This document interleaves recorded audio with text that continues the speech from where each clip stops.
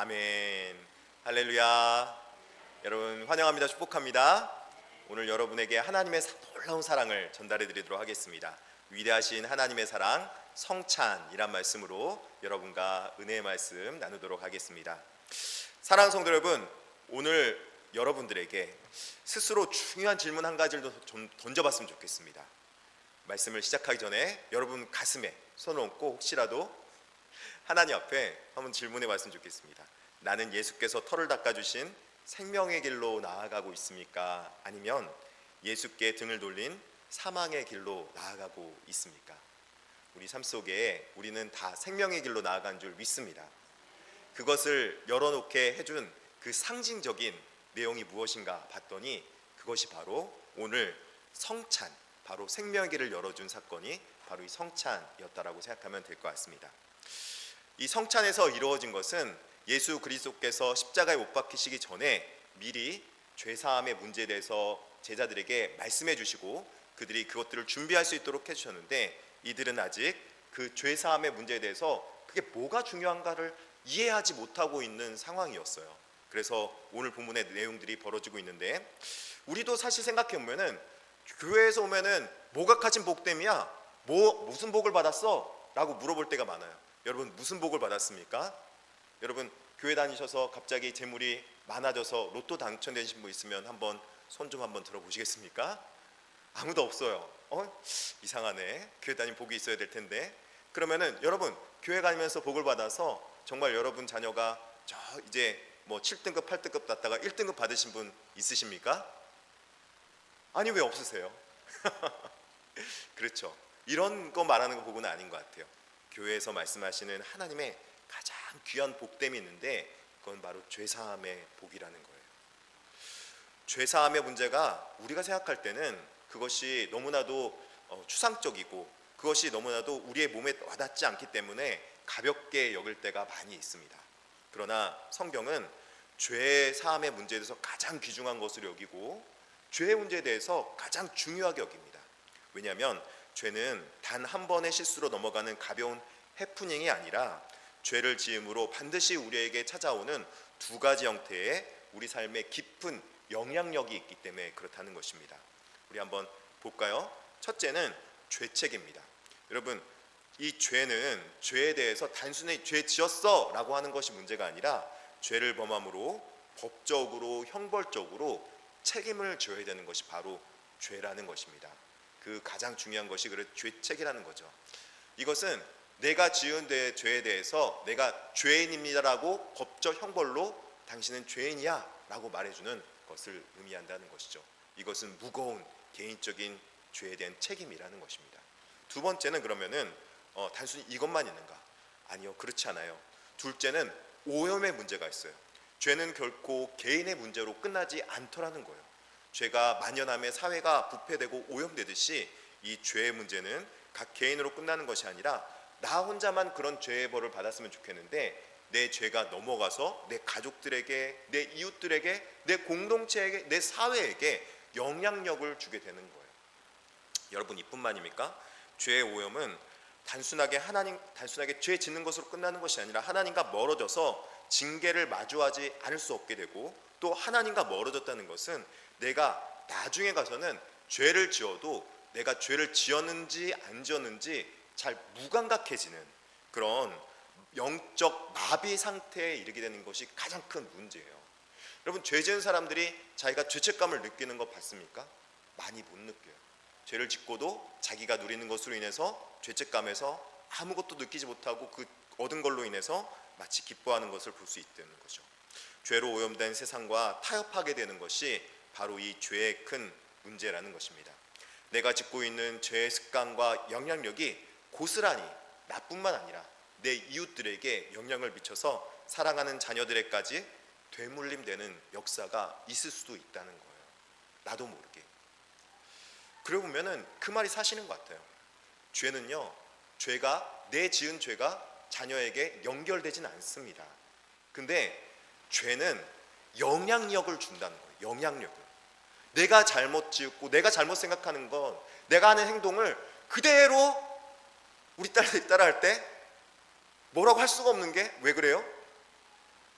내가 하는 모습 그대로예요. 보면은 그렇더라고요. 그렇구나. 죄는 영향력을 주는구나. 하나의 귤 박스 안에 있을 때 귤 박스 안에서 귤 하나 썩었는데 시간 조금만 지나 보십시오. 그 귤 하나 때문에 귤 한 박스가 다 썩어 버리는 것, 그래서 다 버려야 되는 것, 여러분 알지 않습니까? 경험해 보셨을 거예요. 맞아요. 죄는 오해의 문제가 있어요. 성경에서 이걸 가장 중요하게 다루고 있는 거죠. 성경은 이 이야기를 여러 가지 예화로 말하는데 가장 극명하게 드러내는 건 다윗과 사울 이야기입니다. 다윗과 사울이 삶으로 명확하게 보여주는데, 다윗이 그러면은 그렇게 귀하게 쓰임 받았는데 다윗은 절대 죄 한 번도 안 지었냐? 아니요. 다윗이 그렇게 위대한 왕이어도 죄를 지었어요. 많이요. 그리고 큰 죄를 지었죠. 우리가 알고 있는 보편적인 그 큰 죄, 뭐 간음까지 했어요. 심지어는. 근데 그 죄를 짓고 나서 다윗은 어떻게 했습니까? 다윗은 그 죄 문제로 인해서 죽음과 가문의 칼부림이 끝나지 않을 것이다 라는 그 선지자의 이야기 듣고, 또 그리고 무엇보다도 가장 가슴 아팠던 것이 무엇이냐면 밧세바가 낳은 첫 번째 아들을 잃어버려야까지 했던 것이 다윗의 슬픔이었어요. 그리고 그 가정 가운데 다툼과 갈등이 만연하게 되었던 거죠. 근데 그럼에도 불구하고 다윗이 귀중하게 쓰여받았고 하나님의 마음에 합한 바 된 사람이었던 이유는, 다윗이 나단 선지자에게 책망받을 때 납작 엎드려서 회개했기 때문에, 회개의 기회를 놓치지 않았기 때문에 죄의 파괴력이 그 가문 전체에 영향을 미치진 않게 된 것입니다. 그래서 다윗의 가문으로부터 놀라운 메시아가 날 수 있는 귀한 영향이 있었던 것이죠.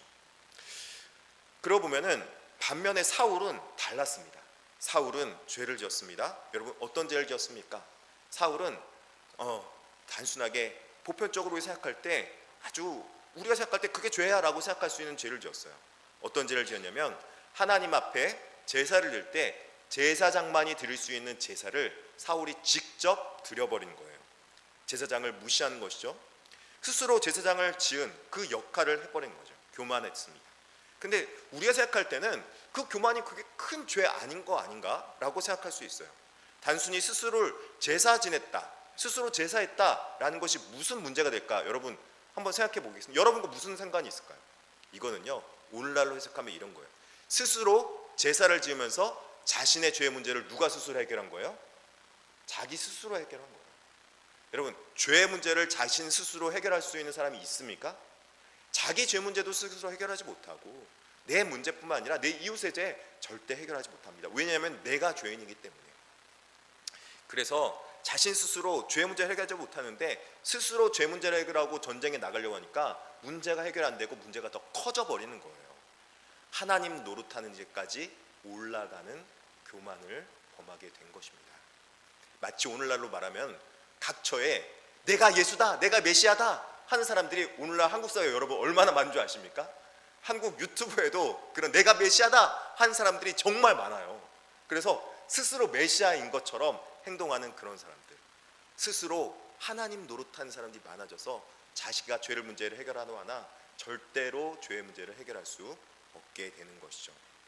이 두 사람의 모습을 통해서 우리는 고난주간을 보내면서 우리가 십자가를 통한 죄사함의 은혜가 얼마나 큰지, 죄의 문제를 이야기하고 있는 것이 아니라 저는 죄 사함의 은혜가, 아멘, 죄 사함의 은혜가 저와 여러분에게 넘쳐났으면 좋겠다 싶습니다. 왜냐하면 죄의 문제는 우리의 삶을 갉아먹기 때문에 그래요. 제가 열심히 청년 때 돈을 많이 번다고 벌어봤어요. 벌고 열심히 노력했어요. 이거 하면 신대원 가서 내가 이제 그 신대원 등록금 쓰고 신대원 학비 쓰고 뭐 해야지, 그렇게 돈을 벌었어요. 근데요, 제가 잘못 판단했을 때가 있었어요. 실수했어요. 여러분, 한 번 실수해서 죄를 범했어요. 그 돈 어디 가는 줄 아세요? 하루아침에 없어졌어요. 하루아침에.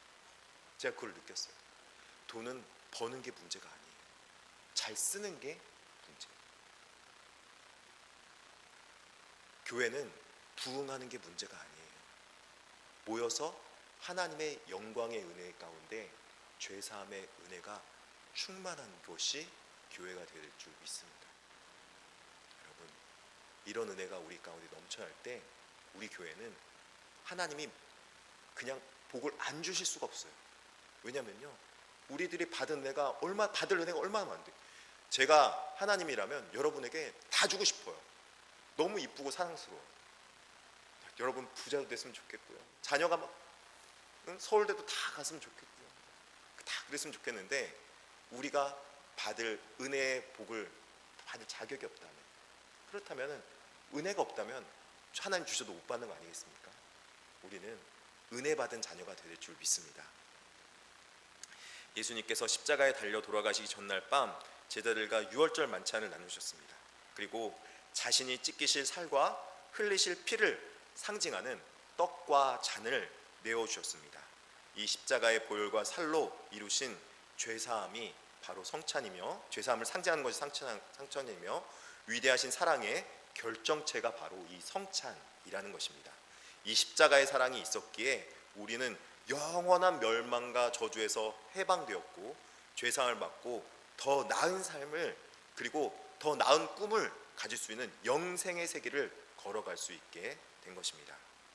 그러므로 성찬은, 여러분이 기억해야 될 것은, 성찬은 결코 기독교의 단순한 종교적인 의식이 절대 아닙니다. 할렐루야. 오늘 행해질 성찬은 정말 내가 죽어야 하는데 예수 그리스도께서 피 흘리심으로 죄사함으로 내어주신 이 상징적인 것이 바로 이 성찬이구나, 그 영적인 의미가 그 안에 내포되어 있구나 하는 깊은 의미를 알고 성찬에 동참해야 된다는 거예요. 이 성찬은 그래서 옛날서부터 우리 선지자들이 뭐라고 말했냐, 이 보이는 말씀이다, 그렇게 말씀합니다. 보이는 말씀, 눈에 보이는 하나님의 살아계신 말씀이다. 말씀을 살아있는 말씀처럼 행하는 것이 바로 이 성찬이라는 거예요. 예수님이 나의 죄악의 저주에서 끊어주신다면 세상에 어떤 금은보화로도 환산할 수 없는 기독교의 가장 복된 진수 중에 진수이고 엄청난 유익이라는 거죠. 이것들을 어떻게 누리겠는가 보니까 예수님께서 새 언약의 상징인 성찬으로 우리에게 나누어 주셨습니다. 예수님 이전에 그러면 성찬이 있었을까요? 있었습니다. 무엇이냐면 예수님 이전에도 포도주를 따라서 나누는 역사가 있었어요. 유월절 잔치 때 있었습니다. 여러분, 유월절 잔치는 근데 성찬 잔치와 좀 달라요. 왜 그렇습니까? 유월절 잔치가 상징하는 것은 출애굽의 유월절, 구원받아서 이스라엘 백성이 출애굽한 것으로 인해서 그들이 억압당하고 고통당하는 곳에서 해방된 것을 기념안으로 드리는 것이 유월절의 포도주 나눔이었어요. 그러나 성찬은 좀 다르죠. 성찬은 우리 예수 그리스도께서 십자가에 못 박혀 죽으심으로 말미암아 이 피 보혈을 상징하는 포도주를 먹음으로 내게 죄사함과 그 예수 그리스도의 살을 내어주신 같은 떡을 먹음으로 인해서 우리가 더 나음을 입었다는 것을 고백하며 나아가는 것이죠. 예수 그리스도의 살과 피를 내어주신 것이 그렇다면 뭐가 좋은 일이기에 오늘 본문에는 축복하시고 감사기도까지 하셨을까? 여러분 생각해 보시면 알 것 같습니다. 여러분, 예수 그리스도께서 이 축복하시면서 떡과 잔을 나눠 주실 때 왜 축복하시면서 나눠 주셨겠습니까? 왜 축복하며 이거 떡과 잔을 나눠 주셨겠습니까? 바로 자기 백성이 죄사함의 은혜에 동참할 수 있게 되고 또 구원의 공동체, 예수 그리스도의 공동체에 함께 될 수 있다는 것을 감사하신 것입니다. 할렐루야. 성찬의 귀한 의미는 단순히 내가 죄사함 받았다가 아니라 구원의 공동체에 내가 참여하게 됩니다. 그 귀중한 의미가 있는 거예요. 예수님은 십자가를 통해서 죄악의 죽음으로 향해 달려가는 자들이 생명의 자리로 옮겨질 것을 내다보셨습니다. 예수님은 이를 통해서 하나님과 자신이 영광을 받으신다고까지 말씀하셨습니다. 요한복음 17장 1절에서 2절 이렇게 말씀하고 있죠. 예수께서 이 말씀을 하시고 눈을 들어 하늘로 이르시되 아버지여 때가 이르러 싸우니 아들을 영화롭게 하사 아들로 아버지를 영화롭게 하옵소서. 아버지께서 아들에게 주신 모든 사람에게 영생을 주게 하시려고 만민을 다스리는 권세를 아들에게 주셨음이로소이다. 이렇게 말합니다. 이 오늘 본문과 평행인 요한복음에 있는 대제사장적 기도라는 이 본문에서는 왜 예수님께서 이토록 영생을 주시고 만민에게 다스리는 권세를 아들에게 주셨음이로다 이렇게 말씀하실까? 어떤 권세가 있길래 그럴까? 이 권세는요, 바로 우리에게 있는 죄를 사해 주시는 놀라운 권세라는 거예요. 우리에게 어떤 죄악이 있더라도 그 죄를 예수님께서 용서해 주시겠다는 것이죠. 예수 그리스도의 피의 보혈로 우리의 죄를 덮어 주심으로 가려 주시겠다. 그런데요, 그 영생으로 이 죄사함의 권세를 주셨다는 것은 왜 중요하냐? 바로 이 땅에서부터 예수님과 함께 영원히 동행하며 때로는 우리가 실수하며 넘어지기도 하고 때로는 좌절하고 넘어지고 안 그러려고 했는데 내가 실수하고 넘어지는 그 죄악에서도 나를 구원해 줄 수 있도록 성령님께서 날마다 우리를 동행하시며 예수 그리스도의 영인 성령님께서 우리를 위해서 중보해 주는 영으로 다가오시기 때문에 그렇다는 것입니다. 여러분, 그 영이 있다면 우리는 이 땅에서 때로는 당하는 어려움과 환난 속에서도 기도할 때마다 예수님의 이름으로 기도할 수 있도록 우리에게 놀라운 권세를 허락해 주셨고, 그 기도를 통해서 하나님 안에서 은혜의 공동체, 예수 그리스도의 권세를 누리는 공동체의 한 일원이 되었다라고 말하고 있는 것입니다. 초대교회가 성찬을 그래서 라틴어로 뭐라고 하냐면 유카리스트라고 말합니다. 유카리스트. 이거는요, 그냥 유황복음이라는 그 복음이란 뜻과 마찬가지로 감사를 드린다라는 이유가 여기 있다는 것입니다. 성찬은요, 그래서 감사하다 그렇게 표현하고 있는 거예요. 감사의 성찬. 구원의 확증은 나홀로 골방에 있는 것이 아니라 구원받은 백성들이 공동체가 되어서 선한 은총 가운데 감사함으로 나오고, 감사를 나만 누리는 것이 아니라 죄사함의 은혜 받은 공동체에 함께 참여해서 그 은혜의 공동체 가운데 동참할 수 있도록 만들어 준다는 것입니다. 여러분, 룻이라는 여인이, 구약의 여인이 있었어요. 이 룻이라는 여인이 우리가 생각할 때는 예수님의 족보에 들어갔기 때문에 우리가 생각할 때는 히브리인이나 이스라엘 사람이라고 생각하잖아요. 여러분, 룻은 어떤 사람이에요? 이스라엘 백성의 적대 중에 적 모압 여인이었어요.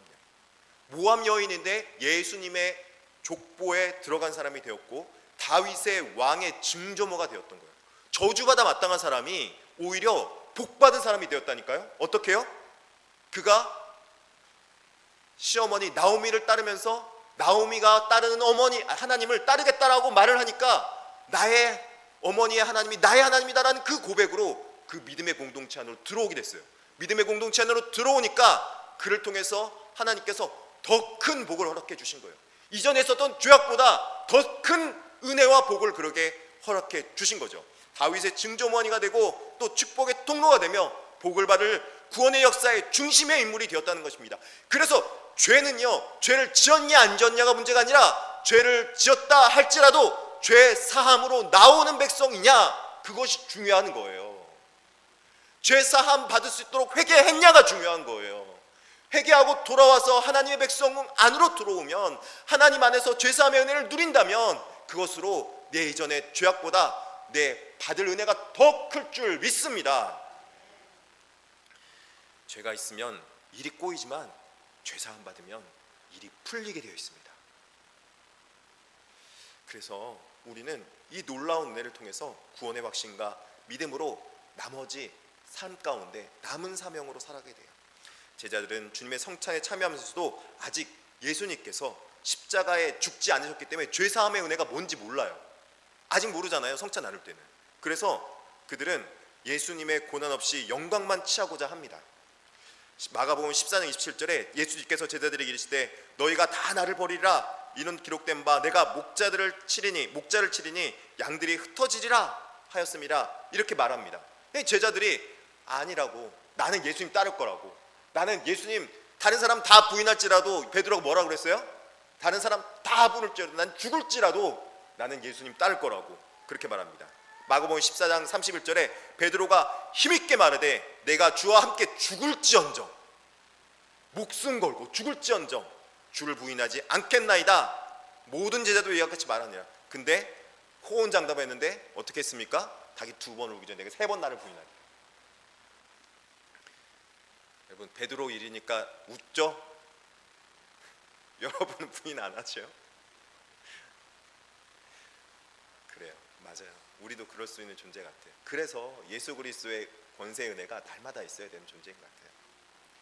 그런데 그걸 몰랐던 가룟 유다는 고난의 십자가 앞에 자신이 원하던 메시아가 아니고 정치적 메시아가 아니었기 때문에 자신의 육신적 유익이 아무것도 없다고 생각하고 은 30에 스승을 팔아넘겨서 아겔다마라는 저주의 땅 공동묘지에 창자가 터져서 죽는 그런 아주 비극적인 결말을 맺이하게 되는 것입니다. 제자들이 나도 주님의 잔을 마시겠다고 호기롭게 나서지만 십자가의 대속 앞에 그 쓴 잔을 마실 수 있는 분은 오직 예수 그리스도시라는 겁니다. 그래서 우리는 예수님을 의지해야 됩니다. 예수님만을 신뢰해야 됩니다.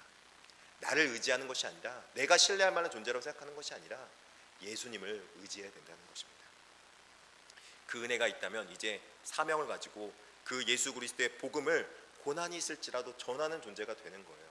근데 왜요? 내가 그 복을 받은 존재가 되었기 때문이라는 것이죠. 골로새서 1장 24절에 그렇게 복음 전하는데 방해됐던 사도 바울이 오히려 이렇게 표현합니다. 같이 한번 읽어보겠습니다. 나는 이제 너희를 위하여 받는 괴로움을 기뻐하고 그리스도의 남은 고난을 그의 몸된 교회를 위하여 내 육체에 채우노라. 아멘. 그렇습니다. 우리는 이 성찬의 은혜 앞에서 우리의 진정한 사명을 발견해야 됩니다.